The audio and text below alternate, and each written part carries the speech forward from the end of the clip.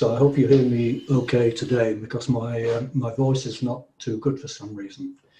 So to move to the third and fourth Arūpa Jhānas, we have to recollect the characteristics of the previous jhanas, particularly the ones we talked about last week, the first and second. Always the same principle. To move to the next level, we have to be fairly clear about the previous one that we're coming from. So the comments that some people made last week when they emerged from their practice were very helpful to give a sense of what actually each person might experience.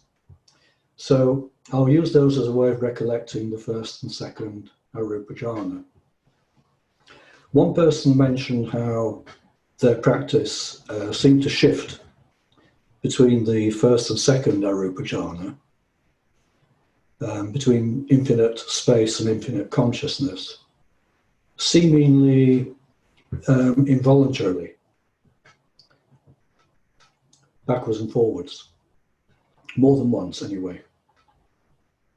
Another person commented that after a while, the two jhanas tended to merge. So what was at the beginning an exploration of infinite space tended to shift even by itself, again apparently involuntarily, I'll say apparently, to infinite consciousness, and finally infinite consciousness became almost for that person the default. Another person was aware that there was a certain hesitation, a certain wariness or reluctance to let go of familiar anchors, to let go of Rupa world. And then getting a little bit more confidence, nudging it a bit, and gradually playing with that boundary, letting go of Rupa to move into Arūpa, takes a bit of getting familiar with. And then more than one person were struck, once they got into the practice, that it could be quite tricky to emerge, almost as though getting into the Arūpa realm became, one or two people described it as almost a magnetic attraction. And to get out or end the practice needed quite a lot of kind of care and delicate care to re-establish connection to the body and to the world. Now, if you think back to when we talked about Rupa Jhāna, particularly it would have been in the second talk when we were talking about the first Rupa Jhāna, this is quite similar in the sense that you have to get used to something new. In the case of Rupa Jhāna, it was getting used to the transition from sensory consciousness towards Jhāna consciousness, letting go of thinking in particular. And at that point, several people commented they noticed the tendency to touch on something very still, and then to the urge to kind of reflect on it, a kind of checking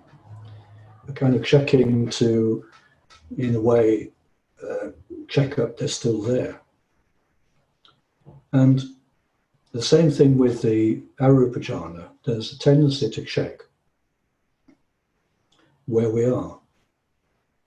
And the Arūpa Jhānas are even more strange than the Rupa Jhānas. You know, the whole idea of letting go of boundaries, the idea of a limitless or boundaryless state, or an infinite state, is very, very strange to conceptualize. It takes time to get used to. And so it's therefore completely normal that at the beginning we can't just move straight into Arūpa Jhāna. There has to be some kind of exploration of the boundary, just like there was with Rupa Jhāna. And the getting used to is essential. In fact, all the comments where people were talking about the effects of moving between the Rupa and Arupa, between the first and second Arūpa Jhānas. In some cases, one or two people, this gave rise to images, trying to put some kind of conceptualization onto the experience. One person mentioned a sense of flying in the infinite space experience. And I think the same person mentioned something about a kind of limitless three-dimensional ocean in trying to establish infinite consciousness.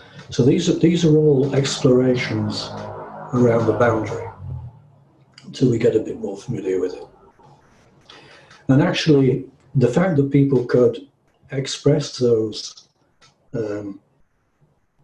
experiences around the boundary is saying something very important, that there's a capacity already to hold the experience, then slightly withdraw and reflect on it without being pulled back into sensory consciousness or too crude thinking.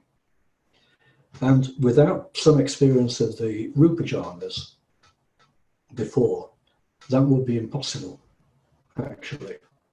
So the comments that came up last week are very encouraging, actually, that even something as difficult as starting to move towards an experience which is completely out of our normal realm of experience is possible. And playing with that boundary is part of developing it. So eventually, as you practice and repeat different sittings, gradually it becomes a little bit more normal, not unlike riding a bicycle. And the comments that some people had of finding it, or a reluctance to leave the experience, is again an indication that it's approaching absorption. And the fact that those comments came up, the reluctance to leave it, again is not surprising, because I was asking people to practice and then come out of the practice directly into the stillness, not to come out progressively through the other jhanas and eventually back to sensory consciousness. That's quite a challenge. And of course, most of the people listening to these talks are experienced. But if you were teaching a class, then you would be more careful. So that pull to stay longer, or to find it difficult to move too quickly back into engagement with the world, is partly the way we were practicing online. Exactly because I wanted people to stay with the experience in order to be able to express what it felt like, the insights that may come up. But in your own practice, then, you would practice differently. You would make a determination to practice for a certain length of time and then emerge. And on emerging, you would stay with the experience as long as you liked, depending on circumstances. Maybe demands in the house cause you to limit that time.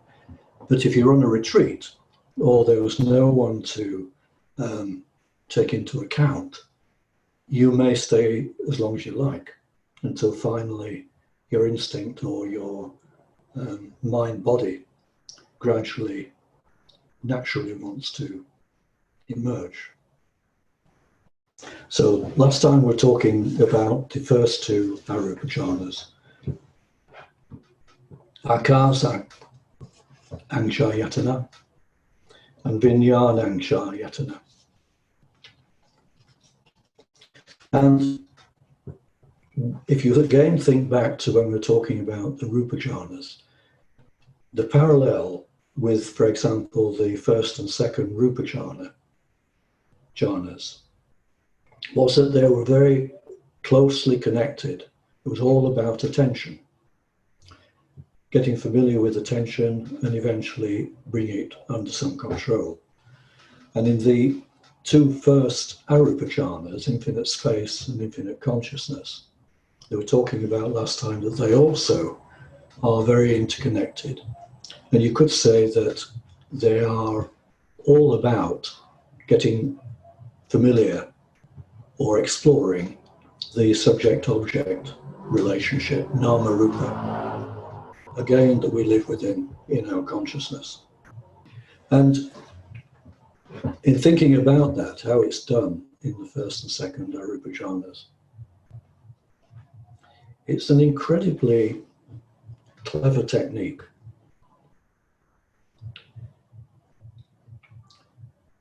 It allows us to, by making each position, the object position of space and the subject position of the consciousness of it, by allowing the boundaries to gradually expand more and more towards boundlessness or infinite, that requires us to actually identify totally with each pole. We become the object pole, as though we're flying into infinite space and becoming part of it. Hence the comment someone made last week about flying. And I remember when Naibuman first started to talk about the Arūpa Jhānas, on the first occasion I think he talked about the infinite space experience. He made some similar comment about showing people how to go into outer space. You know, what is outer space like? And you have to go into it to experience what it's like. So, getting used to this technique and moving between the two poles in either direction, it becomes clear to the meditator that at first it seems that when you're experiencing infinite space, that's all there is. It gradually becomes clear, almost like not thinking, but there's a kind of awareness or direct knowledge that somewhere there has to be the counterpart of consciousness. But we're not identified with it. And the same with the infinite consciousness, somewhere there has to be a counterpart of an object in infinite space. But somehow with this technique, it's as though we've separated them. As though we've the previous process where they're rolling on subject, object, and the object becomes the subject of the next moment of consciousness. The next, each subject object rolls on to become a new subject object, but they're interconnected. And within sensory consciousness, that effectively never stops.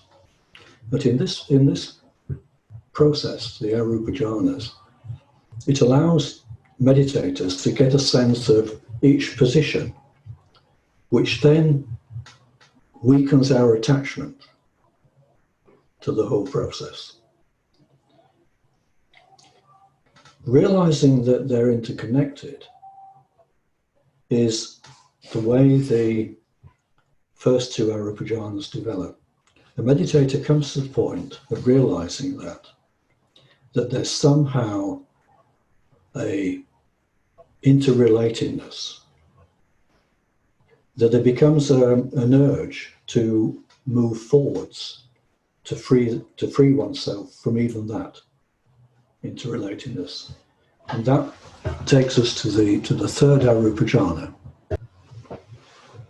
So the third Arūpa Jhāna is called the sphere of nothingness.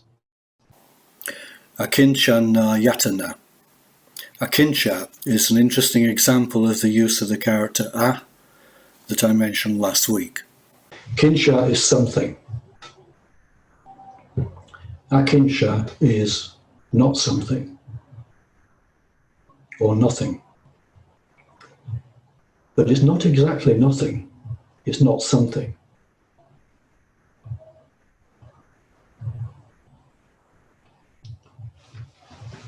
And the fourth one, which we'll come back to later, sphere of neither perception nor non-perception. I'll leave that for the minute. But the sphere of nothingness, how do we develop that? So, for example, rather like the progression through any of the sequence of jhanas, a meditator would develop the first and then the second Arūpa Jhānas, and then, having established the intention before practice to go further, would momentarily emerge from the second Arūpa Jhāna and determine adhitthana, or choose very, very subtle intention to re-enter the formless experience and to mentally take up a position in between, not identifying or being pulled towards the object pole, the previous infinite consciousness, and also not being pulled to any kind of self-consciousness or infinite consciousness. So I think I said that the wrong way around. Not being pulled towards the object pole of infinite space, and also not being pulled towards self-consciousness or the pole of infinite consciousness, but holding something in between. A very fine balance. And that is the third Arūpa Jhāna. There's no subject and there's no object.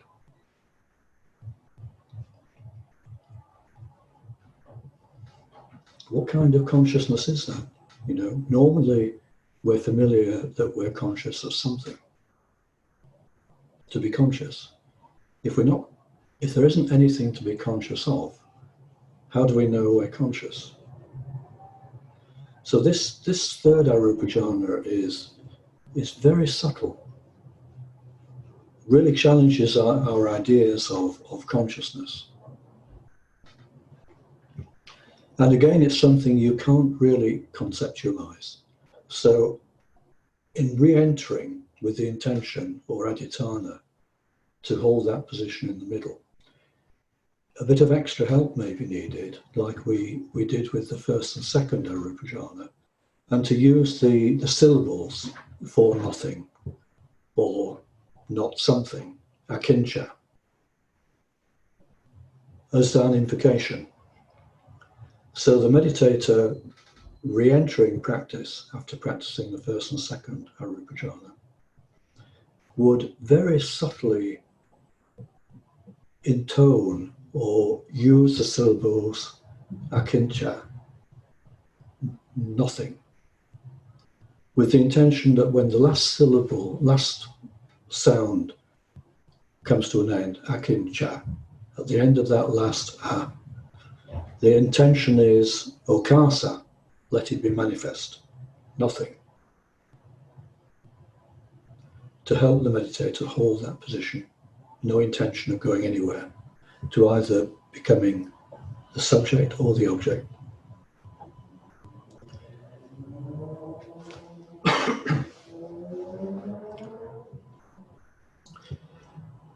But yet, the meditator is still conscious. And you realize that this, well, probably before this point, that the Arūpa Jhānas are all to do with exploring not just the subject-object relationship, nama-rupa, but the whole nature of consciousness itself and perception. And I want to say something about consciousness here. There's a sort of background, because I think most meditators inevitably become aware and very curious about, at this point, who am I? Because all the usual anchors that define who I am, not just the thinking, that we usually have, familiar objects. But even the sense of Paul Dennison, or Charles King, or whoever you're used to thinking of yourself. In the Arūpa Jhānas, all that's gone. Also, all the sense of wanting or not wanting, in the crude sense of liking and disliking, those feelings are also gone. So a natural curiosity comes out about consciousness.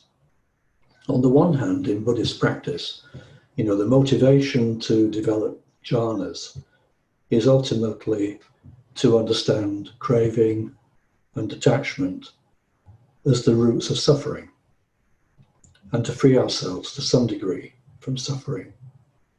But in doing that, in developing the jhanas, it's almost like a research laboratory, into all these subtle ideas of consciousness that people have held a curiosity about. Who am I?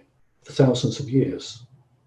And then you turn to modern neuroscience, who only in the last few decades, by looking at the workings in the brain, are also trying to understand what is consciousness, what is attention, what is feeling, how do they all relate to who we are. And the two converge. When the research study into meditation was going on,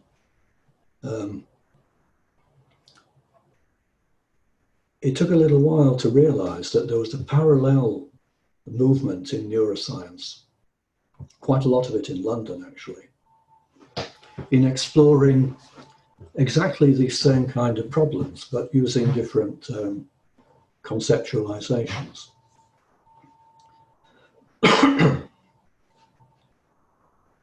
And when it got to the point of publishing that paper and dealing with the huge resistance to the ideas, the study demonstrated that there is a possibility of withdrawing from sensory consciousness into jhana consciousness, that the networks in the brain are quite different. In sensory consciousness, the underpinning subject-object relationship seemed to be related to a linkage between the front and back of the brain, where the back of the brain, which is the visual cortex, the part that deals with sight or seeing, carries the kind of subject pole of not just the I, E-Y-E, but also the I am seeing. And the object pole was mostly carried by the frontal part of the brain, which does a lot of the cognitive processing. Whereas in the shift to jhana consciousness, the vertical axis between brain and body developed. Now, some of the researchers in neuroscience slowly became very intrigued by this. The paper now, by the way, has reached over 10,000 reads worldwide. So, and that's, I think, someone tells me, in the top 5% of all research papers in the last 10 years in neuroscience. But yet people are still not sure exactly what it means, how to position it. So the neuroscience development, I want to try to explain a little bit about this, because it's like a parallel understanding of the Buddhist model. So this is the neuroscience model of how an individual engages with the world. And the theory behind it is a very interesting theory called the free energy theory, which says that every organism is self-organizing if it's going to survive. It always has a boundary between an inner part and an outer, even from a cell right up to a human being. So in the case of a human being, the outer world engages with us through sensory input, seeing, hearing, smelling, tasting, and then touch from the body, but also a lot of other information from the body, what's called interoceptive information from the nervous system. Mostly unconscious, but an awareness of the condition of the body, the sympathetic, parasympathetic system, and the internal organs, the balance of adrenaline and cortisol and so on. All that is the input.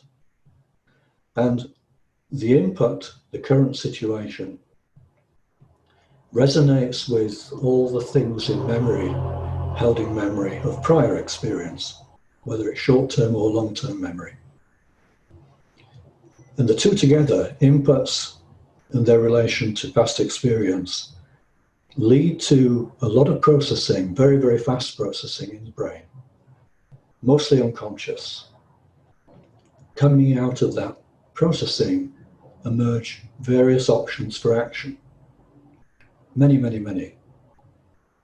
All mediated by what would they feel like? Would they be good for the organism? Would they lead to past painful experiences or pleasant experiences?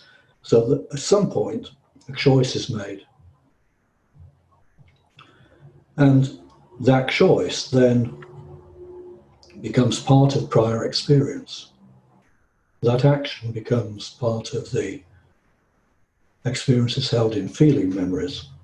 So the choice updates the prior experiences, which then leads to, with new inputs in the next moment, to new predictions for action, all of which again are evaluated to make a choice, and the process goes round and round and round. What this doesn't show is who's driving this process. Mathematically, and this was a mathematical theory. And in the mathematical theory, there is a direction forward to maintain the organism existence. And the direction forward protects the organism and sets up a workable interchange between the organism, ourselves, and the environment. If there isn't a way forward to do that, it's because it's called a self-organizing principle, then eventually everything would degenerate into chaos and be taken over by a breakdown of entropy. So there has to be a direction. In other words, there has to be something that keeps an eye on this choice of action, the implications. In other words, an agent. And the theory stops short of saying, what does this mean in terms of a person? But it's a very intriguing parallel between the neuroscience view and the Buddhist view, that there is an agent or a sense of I doing this, which emerges in neuroscience from the mathematics. You know, the agent has to be some parallel to our self-consciousness. But most neuroscientists stop short of saying this is self-consciousness, this is the arousal, this is the origin of consciousness. Because again, you then end up in limitation of words. What does it actually mean?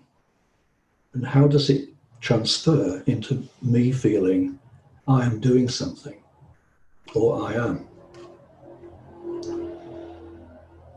So, you know, you might argue that in the neuroscience model, the mathematical model, that it's not unlike a computer.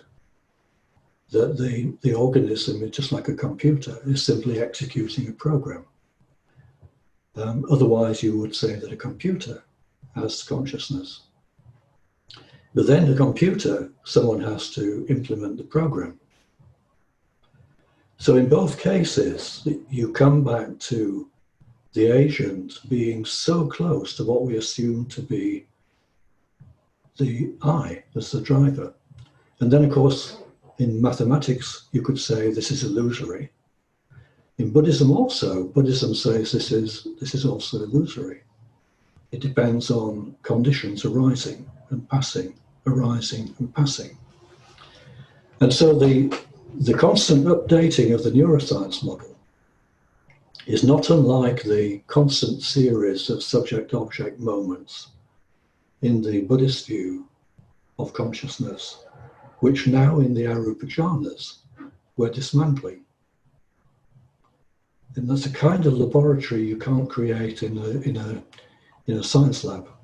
You know, this is a laboratory of someone sitting in meditation, you, ourselves, which is quite a remarkable thought, actually.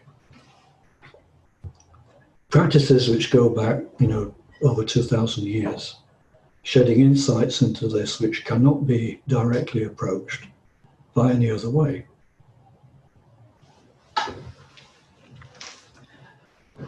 So in the first and second Arūpa Jhāna, it gives the meditator a sense of holding either a subject position or an object position, which in terms of the neuroscience self-organizing model stops the process dead.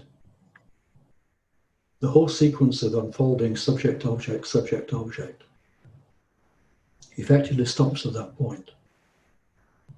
And we have a moment, some moments of experience in what it's like to be just in one position, a self position, a subject position, or quite different, an object position, with no limit.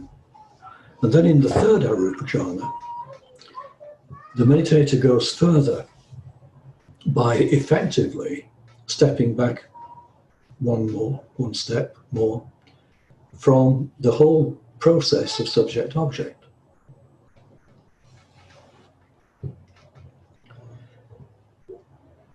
There's a similarity here which I don't think is the time today to go into it, to what it feels like in meditation is almost like the position in the third Arūpa Jhāna is rather like holding everything still. The moment of consciousness becomes so still that it's as though it doesn't split into either taking a subject or becoming self-conscious. And it's very difficult for me to put words onto trying to conceptualize or think about the fourth Arūpa Jhāna, but what I would say is maybe it's like at that point the meditator gets used to the middle position being free for a while of the subject-object, everything in a very, very fine balance. Rather similar in a way to the fourth Rūpa Jhāna, very, very fine balance, but without limits. And this is, I believe, the point where it's as though the meditator has stepped back to the ultimate threshold of perception. How far can you step back from that subject-object world? What can you let go of without disappearing, without becoming unconscious, without dying, ultimately? What would that be like? And that, I would suggest, is the kind of aditana, or the kind of direction towards the fourth Arūpa Jhāna. So the fourth Arūpa Jhāna, the sphere of neither perception nor non-perception, is trying to capture, the words are trying to capture that moment where the meditator has stepped back from the subject-object nama-rupa process to a position where there is neither perception, neva sanya, neva neither perception. Na, the N apostrophe is nor asanya. Neither sanya, nor asanya. So neither perception nor asanya, non-perception. It's not perception, but it's also not non-perception. What does that mean? And the invocation here might be simply neither nor, neva na, neither nor, with the intention that that kind of opens up something to the fourth Arūpa Jhāna. Basically also the meditator may have the intention in going into this practice before sitting to let go of anything remaining, anything which we take as I or I am, and see how far basically you can go. What's left? Will we become unconscious, or what kind of consciousness will remain?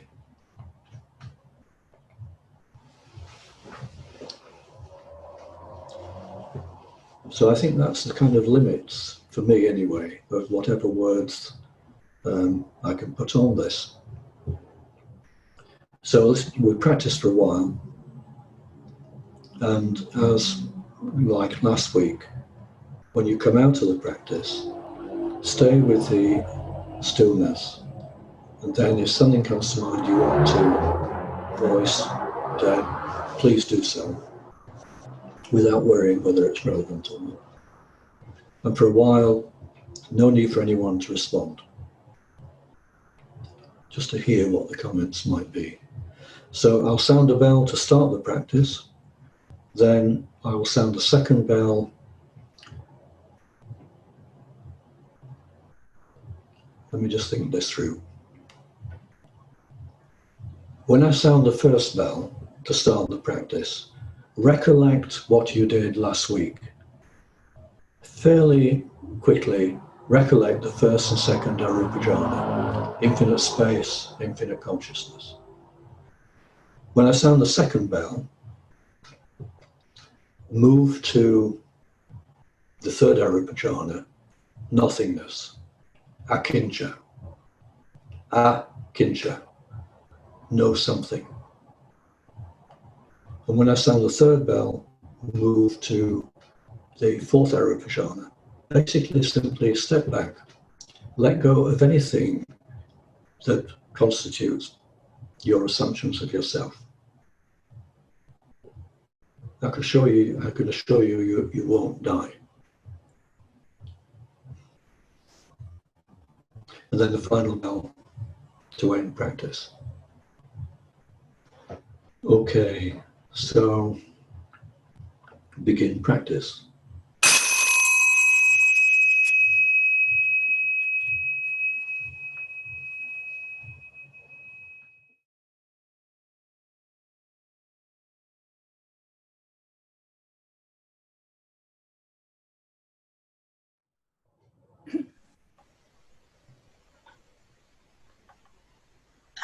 I don't think I followed the instructions properly, and I therefore spent most of my time in third and fourth jhanas, Arūpa Jhānas.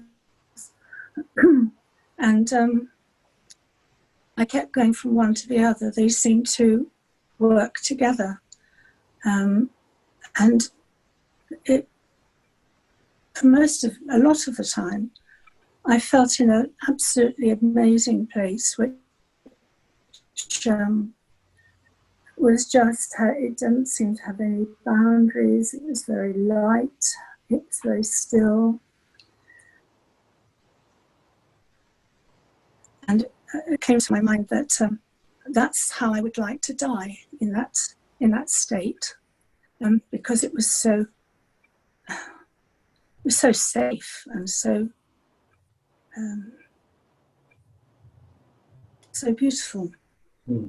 Every time a thought came, then I noticed a sort of messiness, and I had to put my attention back on either the third or the fourth.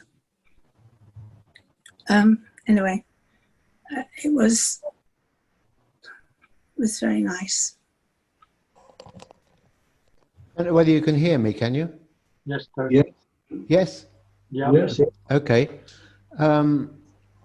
Unfortunately, I wasn't here last week, but the recollection of the first two Rupa Jhanas, I found today that infinite space on the in-breath and infinite consciousness on the out-breath seemed to be a way of playing with the boundaries, which Paul expressed before.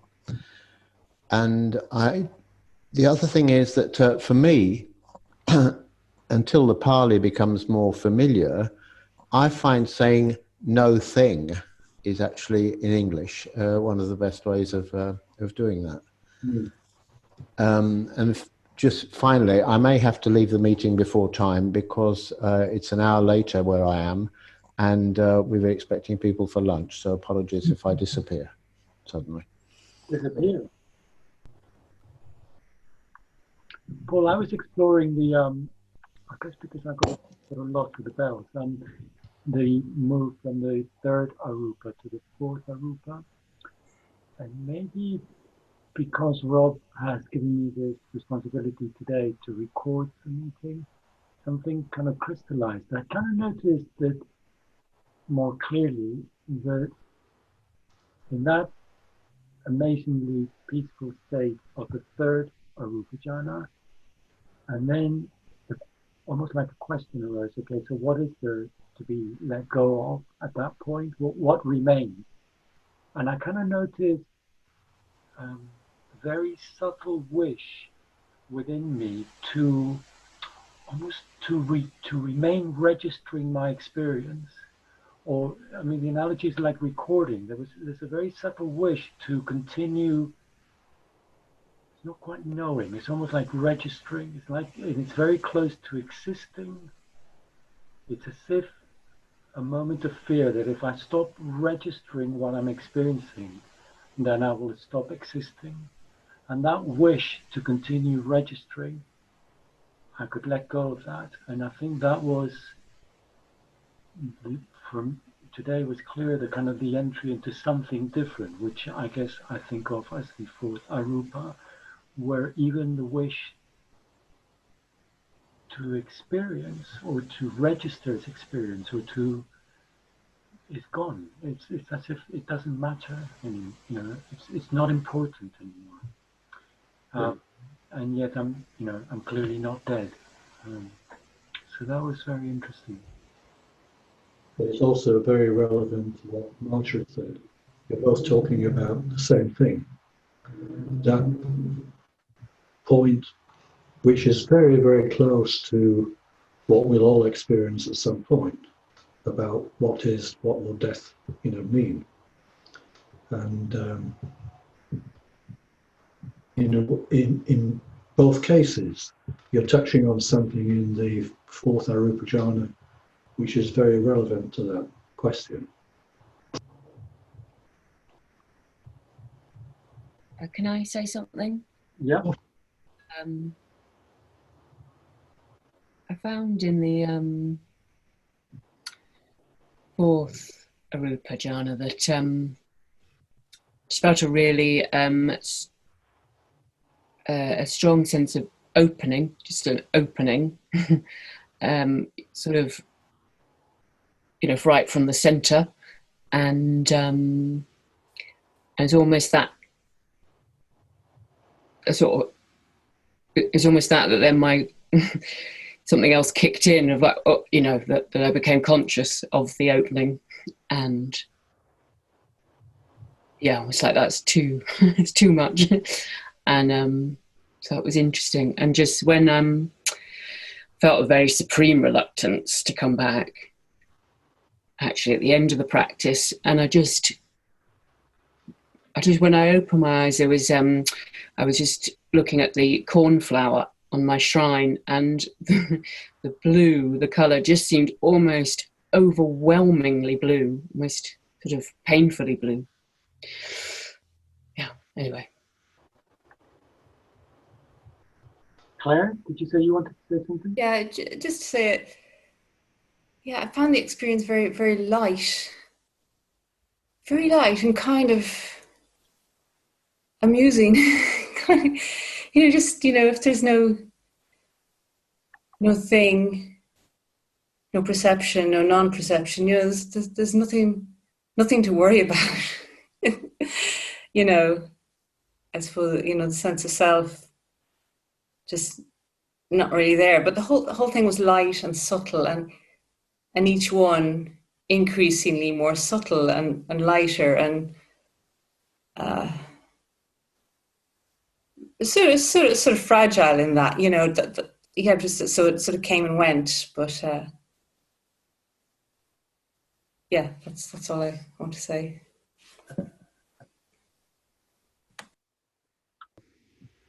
Yeah. First I recollected the first and second jhana, and when I entered the third, it became darkness for some time, and then it cleared in the fourth. I thought of suspended lightness till I finished, just lightness and in a balanced state. That's what I experienced. I can't understand the darkness part of the third one. Yeah. Yeah.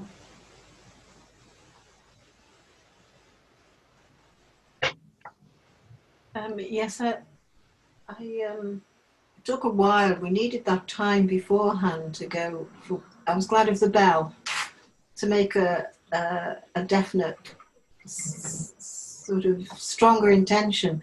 But I did find that whatever place it was, very similar to the way Marjorie described it, felt very free, and no need to try any more. I had that quality of, I wouldn't say ease, but lightness, but also freedom, and it was a comfortable freedom, actually. And I let myself go. I didn't have to think about myself too much. It was a certain quality that was quite lovely, rather like Marjorie's description. But then I found a bit of uncertainty when the bell went to the next one. I just couldn't quite be sure enough where to go from there, what the difference was. So I just sort of, in a sense, tried to maintain, but I couldn't get quite the clarity of freedom. The other thing I noticed at the end, I pulled the blind right down. And when I slowly, as said, came and opened that white blind, seemed to be it. It had a quality of it. In fact, even when I remember it, because it's translucent, but behind it is a whole lot of stuff going on. But the blind whiteness, not too white, just thinking of that seemed to go with the practice somehow. So it's going to be a bit of an aid, I think, in the future, to have the blind down. Mary? Yeah, I haven't been coming to these meetings, so I went in cold and have not had contact with the Arupas. So I recollected probably the first Arupa practice with a week with Manai Bhuman, or the experience of it, just sort of being absolutely stunned. I didn't know where I was, and absolutely stunned. And another experience of, I think it was touching on the second, and I think the contact with that was very, very strong. And then I probably spent the next 10, 15 minutes working through something until it kind of coalesced to, oh, I'm working with the subject-object pole, and something became purified. It's like the contact was there, something was brought into being, and then very, very strongly, and then I had to work through something, because there was where I was and what that was, there was a kind of gap, and eventually it kind of became a working through of from a very, very strong sense of the subject-object pole and something just shifting, like every time I noticed I was caught in something, it just shifted and shifted again. Became, I guess, more sense of space, more sense of becoming bigger and bigger. And then on the third one, just letting all that go, and just dropping it, and dropping that sense of working between the poles, and then something kind of deepening and purifying, and then whatever that was, letting go of that, and then something sort of purifying even more. It's just sort of the process I found quite interesting.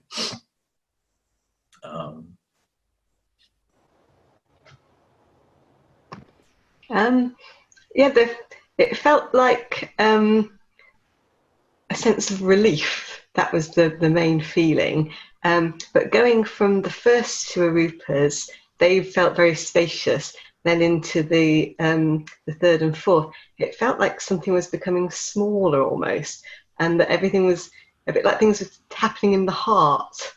And like Vasanta, there was a sense of darkness, but it wasn't really darkness. It was maybe just the absence of the light, I guess.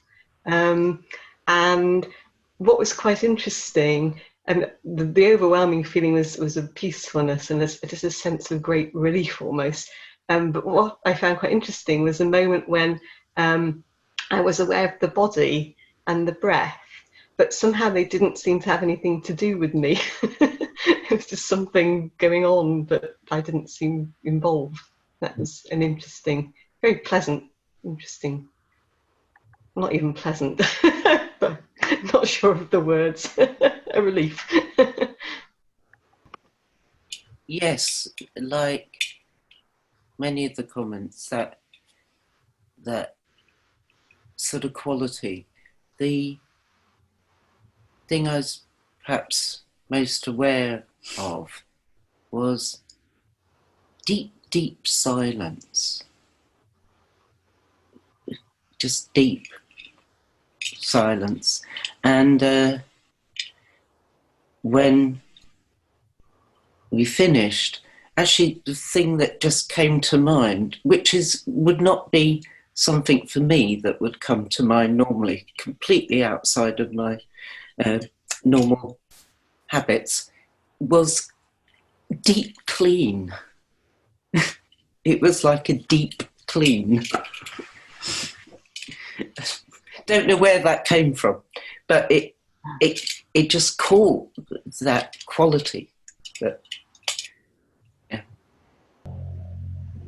Yes, like a lot of people, I felt quite a lot of deep peace. But what I was really curious about is when I came out of the practice and looked at my hands, I was just really surprised that they were there. It just seemed like I was quite, well, surprised is probably not strong enough. It was quite, just I've got hands, which just, that's all I want to say really. Last time, there was quite a lot of discussion of the fourth Rupa Jhāna, not Arūpa, but Rupa Jhāna as something held, H-E-L-D. And I felt that in the Arūpas, it's like a kind of exploration of unholding, of somehow not holding. But then there's this real thing in the fourth one, the fourth Arūpa. If a thought comes or something comes, anything comes, where's it coming from? What is the holding? What's the thing that's somehow still tying us? And it does seem very relevant to what Marjorie said about death, because if you go into lifetimes, into as it were the long stream, then this is almost like the opportunity, the possibility for breaking something, for cutting something, or cleaning, and so somehow that's came to mind in the practice. Sort of following on a bit from the last two comments, actually your diagram that you showed of the neuroscience model, what came up for me was in the Abhidhamma, the thought process, that it was a beautiful description of the thought process, that there was, and you talked about it being unconscious, and there's sort of, and people have mentioned vibrating and reverberating or words like that, and registering.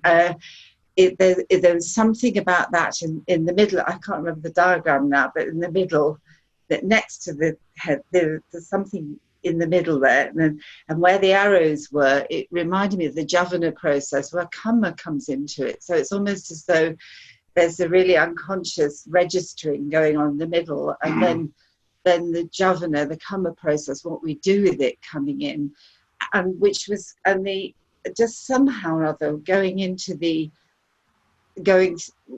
through the arupas. What I became aware of in third was actually almost, I think of Thich Nhat Hanh and deep listening. Somebody has mentioned the word deep.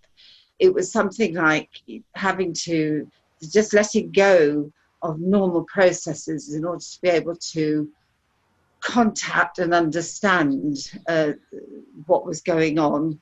And in the fourth one, actually what came up when I reflected on it afterwards is the first verse of the Dhammapada, mind is the forerunner of all things. And actually there's something about that fourth, it struck me that it's the beginnings of the thought process come sort of linked in there at some point, somehow. I don't know how.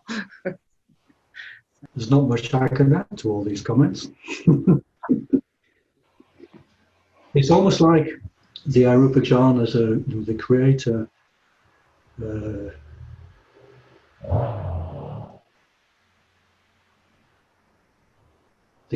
kind of potential space for insight to come up very, very readily. There's hardly need for me to say much to add to that. Everything people have been saying is kind of beautiful illustrations of all the different factors that come up for different people at different times in these practices. And the different feelers, the Arūpa Jhānas, compared to the Rupa Jhānas, as very free of the burden, free of the burden that we carry all the time in just living and keeping going our engagement with the world. Paul? Yes. Can I just say something? Yes, you can. Okay, thank you. Yeah, I wasn't going to. I felt deeply moved and very humbled and grateful for being part of this whole process and sharing it with others. Very, very touched, as other people said, and started to feel the heart opening, like Sarah was saying. And then I just thought just now that I did have a dream this morning, and all it was a voice was saying very clearly to me, why are you worrying so much about your future when you haven't dealt with your past?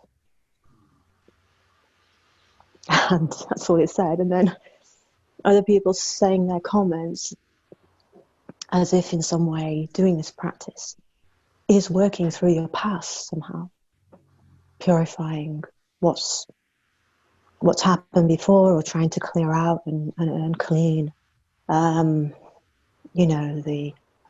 long history we have, all the positive, all the negatives, and so on, and facing that, actually facing it, and letting a space appear for a certain amount of trauma to be there. You don't really understand it, and then face it. Face your fears. What have you got to be fearful of? And being free could be just finally letting go of all the fears that you have and all those things that you bury because you're frightened to face them. And so allowing yourself to become more and more free within a huge, enormous space that you realize you're this tiny speck in this enormous cosmos. And yeah, that was it. It's also interesting that we've come to a point in the 6th talk where the last one is going to be somehow saying something about the past. But in a way, the comments you've been making are right up to almost leading right into that.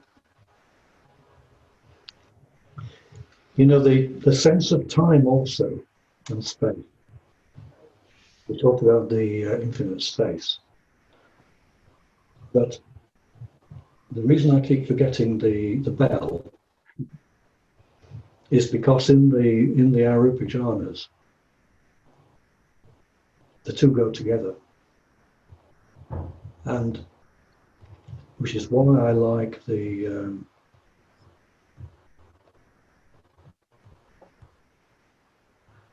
it's why I like the wax taper practice,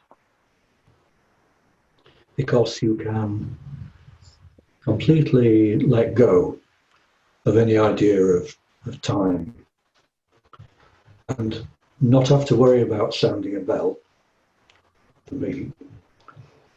And when the weight drops, there's a very quick break in the stream of consciousness to move to the next stage.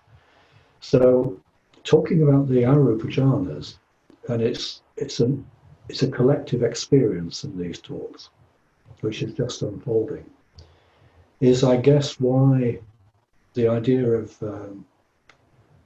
not just infinite space or letting go of those boundaries, but inevitably, if you're going to let go of the boundary of space limits, you have to also let go of our normal sense of time. And thinking of that diagram that Rosie mentioned about the neuroscience model, is coming to a point where stepping right outside that process. And so this is why we haven't been getting many bells in these talks, and that's okay.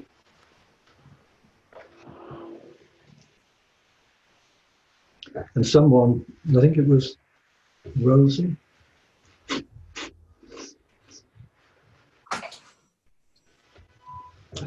mentioned something about the kind of thought process and the beginning of a thought. Where does it come from? Someone else also wondered, where does it come from? And the stream of karma. But the 4th Arūpa Jhāna, the threshold of perception. Perception is the point where we become a subject. And so the 4th Arūpa Jhāna is stepping back to the very threshold of perception. Neither perceiving, but also not perceiving. Not perceiving. Neither perceiving nor not perceiving. Nor not perceiving.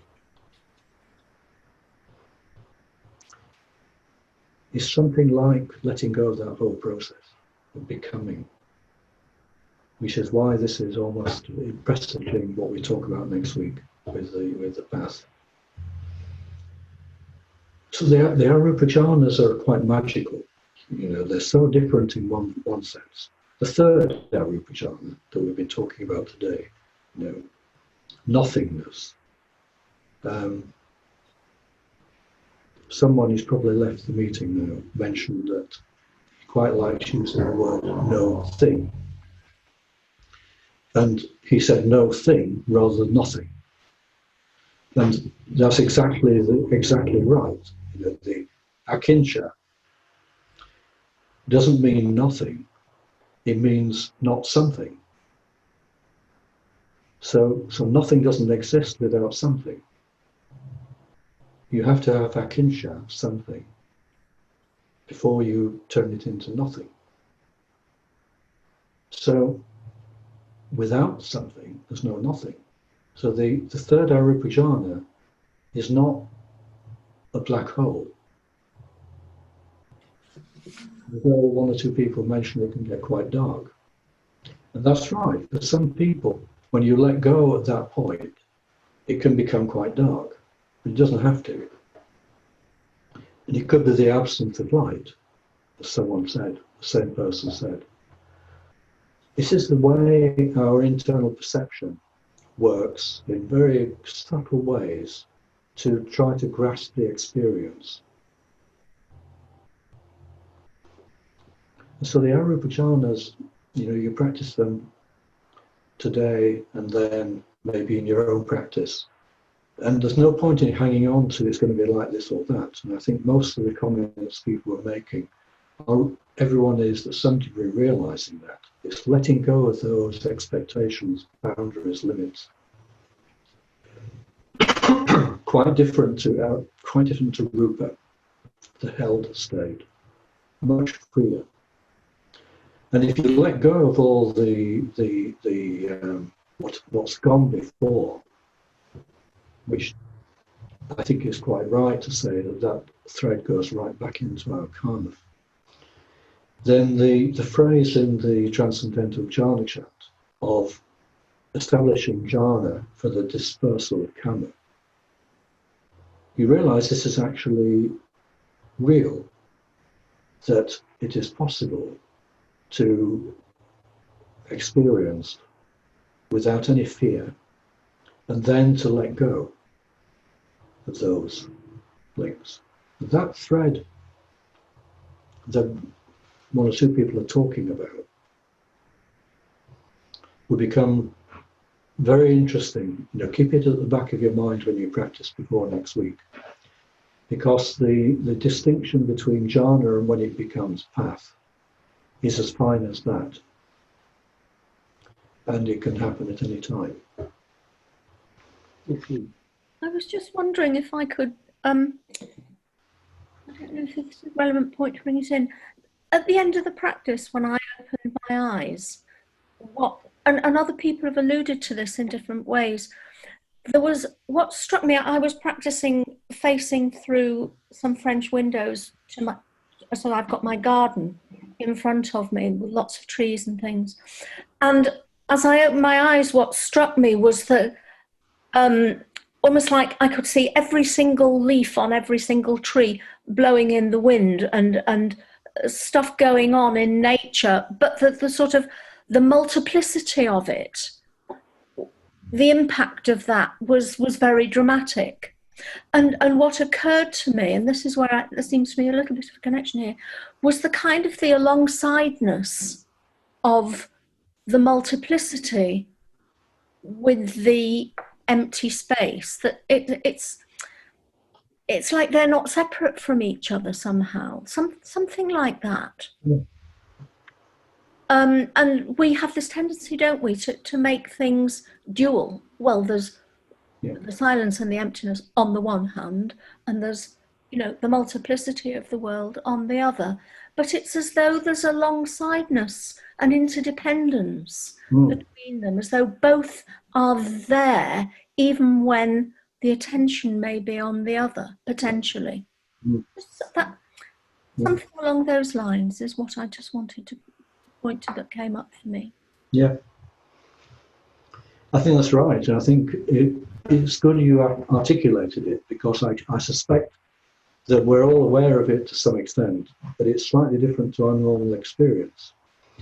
Take what I just said about the third Arūpa Jhāna, the idea of what does something mean and what does nothing mean, or not something. Our habit, our instinct is to imagine there's something and there's nothing, almost like a linear process. Whereas actually, taking what you're saying, you could imagine maybe something much more like something could be infinite space, all-encompassing, just becomes all-encompassing infinite consciousness, or nothing. So rather than being linear or here and there, you said binary. It is much more a kind of situation of just three-dimensional space, or even four-dimensional space, much more fluid. The boundaries become much more fluid. And I noticed when people practice in Green Street and they're practicing outside, they have exactly the same experience you're talking about, particularly in their Arūpa Jhānas, that they often coming out of practice, rather than noticing one particular object, typically a flower, or the movement of a tree, the experience is much more, as you described it, much more all-encompassing. And this again is different to trying to home in and fix a rupa, a particular rupa.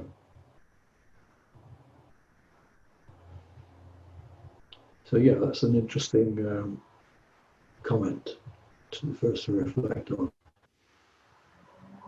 I must admit, sometimes I struggle with the whole kind of letting go and what that means. And for me, actually, with these practices, a bit like what Izzy was saying, it almost helps me to try and really make as much of something as I can. And that kind of naturally allows me to let go. And it's almost like maybe another way of thinking of letting go is to kind of really give to something. You don't know what you're giving to, but you just keep giving as much of yourself as you can.